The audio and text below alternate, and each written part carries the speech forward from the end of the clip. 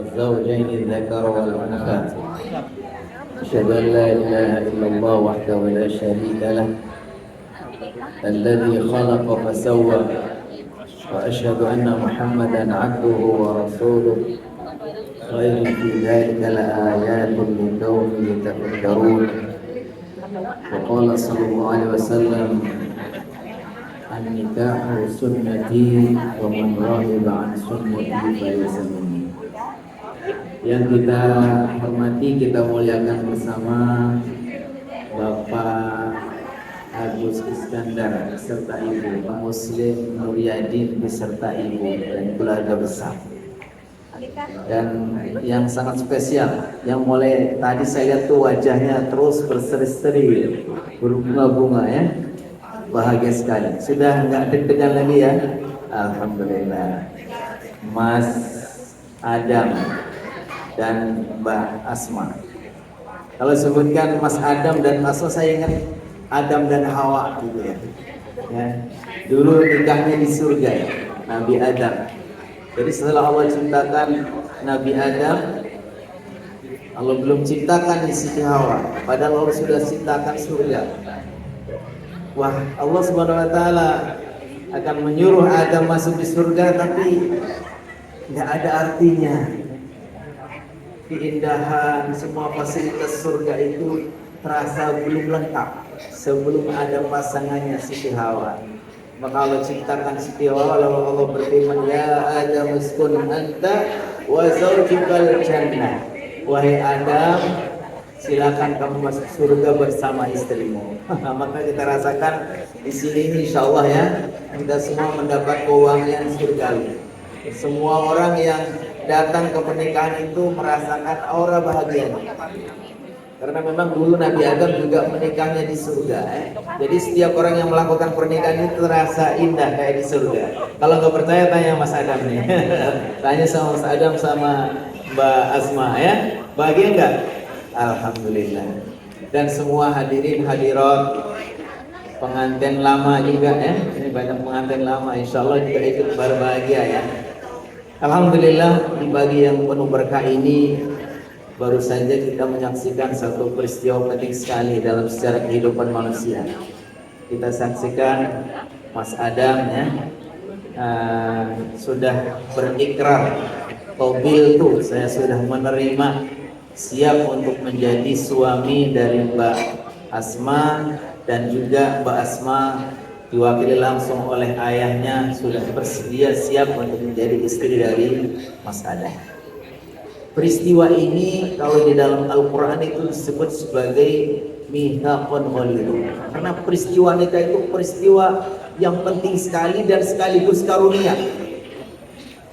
Jadi peristiwa nikah itu disebut sebagai imtinan oleh Allah Subhanahu wa taala, digambarkan ketika Allah mengingatkan para nabi, para rasul itu ternyata nabi dan rasul pun dinikahkan atau mereka nikah. Kata Allah Subhanahu wa taala, "Wa laqad arsalna rusulan min qablika wa ja'alna lahum azwajan wa dzurriyyah." Kata Allah, sungguh kami telah mengutus para rasul dan telah kami jadikan kepada mereka, dibuat kepada mereka apa? Para istri-istri dan anak keturunan.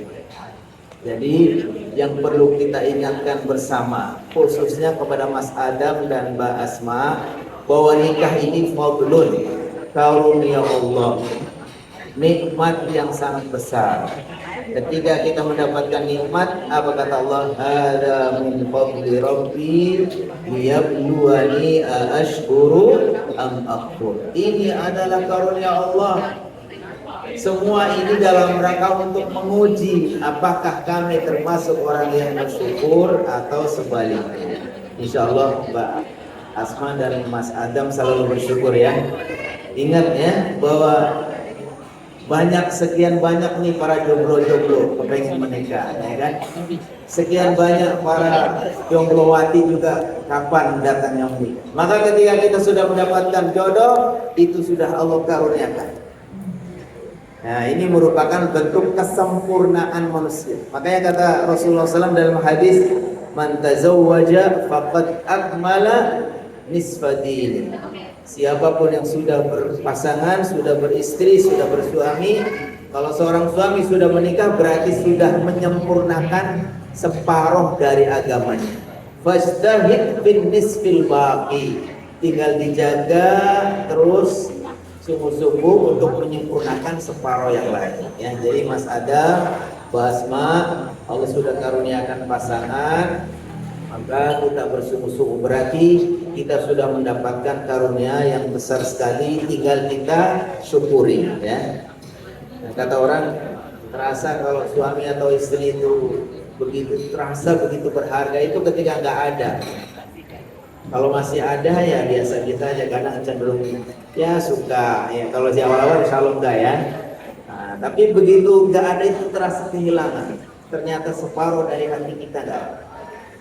Oleh karena itu para ulama, mungkin saya dalam waktu yang tidak boleh panjang-panjang ya, saya akan memesan 3 hal saja. Pertama, karena kita sudah berjodoh, kalau sudah pasangkan kita ini, maka harus selalu dicocok-cocokkan, disesuaikan, disamakan apa? Niatnya. Niat, jaga. Kata Hasan Basri, yang paling berat bagiku adalah menjaga niat. Karena hati itu gampang berubah-berubah. Ketika kita awal-awalnya begini, nanti begitu mudahnya akan berubah. Makanya kita harus jaga bahwa kita niat itu, nikah itu niatnya untuk beribadah. Para ulama mengatakan nikah adalah ibadah terpanjang pahalanya. Jadi ibadah yang enak dan terpanjang itu nikah. Sejak dia mengucapkan qabiltu nikah itu, sejak itulah akan memanjang terus sampai akhir hayatnya, sampai dipisahkan oleh Allah Subhanahu wa taala. Bahkan kalau bisa sampai di surga. Itu semua adalah ibadah. Jadi setiap detiknya ya. Kalau dulu dua-duaan kayak tadi, mesem-meseman, foto-fotoan, dosa enggak? Dosa kalau dulu. Tapi setelah akad nikah jadi pahala. Ya. Jadi ibadah yang paling enak dan paling panjang itu adalah menikah. Makanya jaga niatnya, karena supaya bernilai ibadah itu harus betul niatnya lurus ya. Makanya kata Rasulullah SAW, "Falyattaqid ahadukum an yakuna lahu qalban syakiran aw lisanan dzakiran aw zawjatan salihah tu'inuhu 'alal akhirah." Hendaknya masing-masing kita wahai para suami berusaha untuk menjaga hati supaya tetap syukur, menjaga lisan supaya terus berzikir kepada Allah, dan hendaknya apa? Mencari seorang istri tu'inuhu 'alal akhirah, seorang istri, seorang pasangan yang selalu membantunya untuk akhirat. Ingat bahwa nikah itu bukan sekedar senang-senang saja, memang senang dan menyenangkan, tapi ternyata di balik itu ada karunia Allah yang besar, yaitu pahala yang sangat besar ya Rasulullah. Sampai para ulama menyebutkan kalau ada 2 orang pemuda, yang satu ingin fokus beribadah supaya dia mulainya panjang, baca Qur'annya panjang, berbagai macam amal solehnya panjang, maka dia tidak nikah.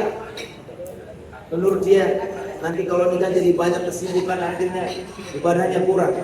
Terus satu lagi seorang pemuda, saya lebih bagus saya menikah walaupun mungkin ibadahnya tidak terlalu panjang, tidak terlalu banyak. Ternyata kata para ulama, mana yang lebih baik? Yang lebih fokus untuk banyak ibadah tidak menikah, atau yang lebih fokus menikah walaupun ibadahnya tidak banyak? Ternyata kata para ulama, yang lebih afdol itu yang menikah. Jadi udah benar pilihannya ya Mas Adam ya. Jadi itu jaga niat. Yang kedua, pesan yang kedua, selalu kita bersyukur kehadiran Allah Subhanahu wa taala. Ingat ya bahwa tidak semua orang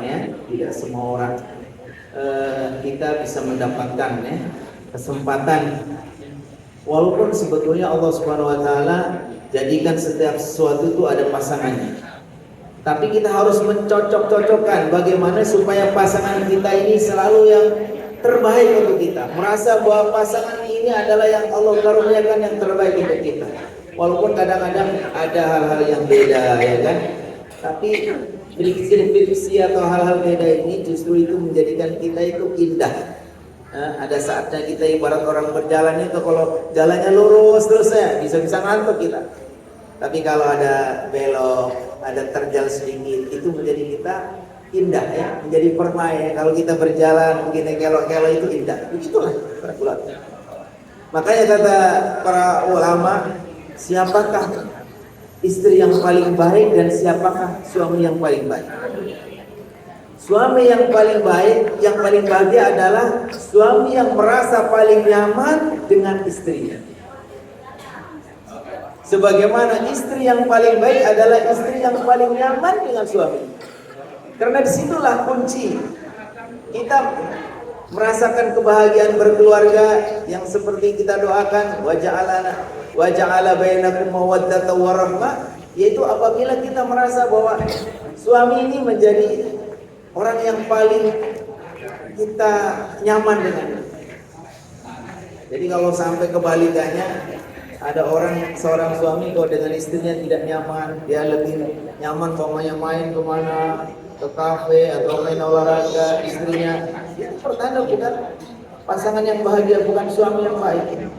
Sebagaimana juga istri yang merasa bahwa istri itu tidak nyaman dengan suaminya, maka tidak akan bisa bahagia. Maka yang kedua, selalulah kita berusaha untuk mencocok-cocokkan rasa syukur kita bahwa Allah sudah karuniakan yang terbaik. Kurang-kurangnya sudah ya, nggak ada yang sempurna. Makanya pernah ada cerita seorang suami, dia introspeksi, mungkin ingin bagaimana memperbaiki.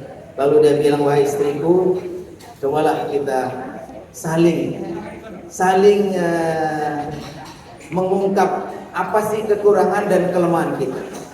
Lalu sang suami memberikan secari kertas kepada istri, tulislah apa kekurangan abang. Jangan malu-malu, jangan ragu-ragu. Sebagaimana saya juga akan menulis apa sih kekurangan Adinda. Lalu kedua orang ini bersepakat. Si istri itu menulis apa sih yang tidak disukai dari suaminya, itu kekurangannya.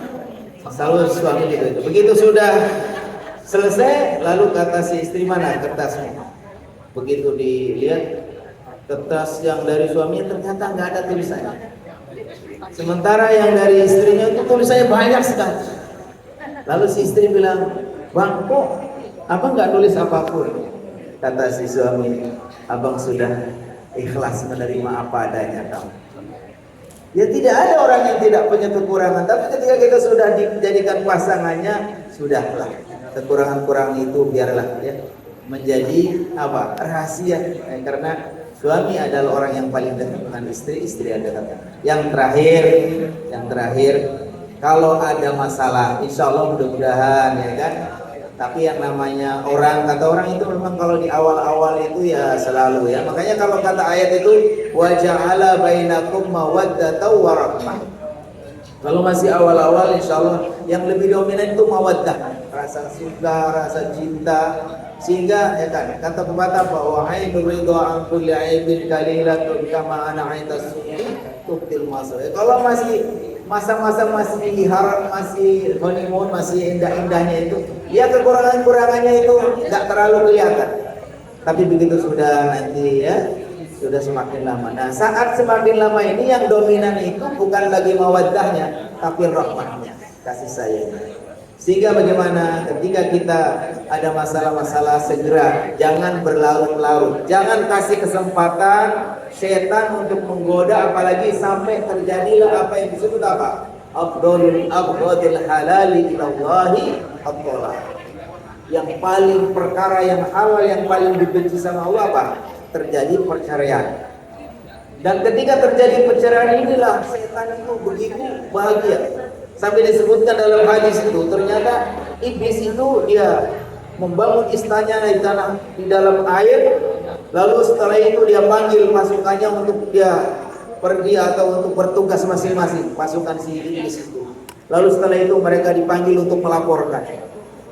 Ternyata kata mereka yang paling dekat, yang paling tinggi derajatnya dengan aku, dengan rajanya si setan itu, rajanya si iblis itu adalah yang paling besar dia menggodanya.